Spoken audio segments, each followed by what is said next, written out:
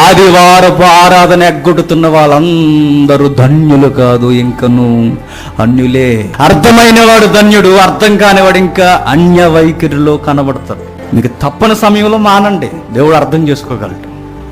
మీ నిర్లక్ష్యం, మీ బద్ధకం, మీ సోమరతనం ఇవన్నిటినీ కలవగలుపుకొని ఇంట్లో ఆరు బయట పడుకున్నట్టుగా పడుకొని దేవుని సంఘాన్ని ఎగ్గొట్టి దేవుడు సేవకులు అడిగితే కుంటి సాకులు మాకు చెప్పొచ్చేమో, కానీ దేవునికి మీరు చెప్పలేరు. దేవుని జ్ఞానమట జీవవృక్షం, నిత్యత్వం.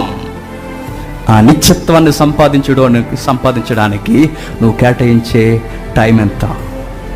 గంట, 2 గంటల? అది నెలకొకసారా, లేదా నెలలో ఒక వారమా? నువ్వు కేటాయించేది ఏంది అసలు?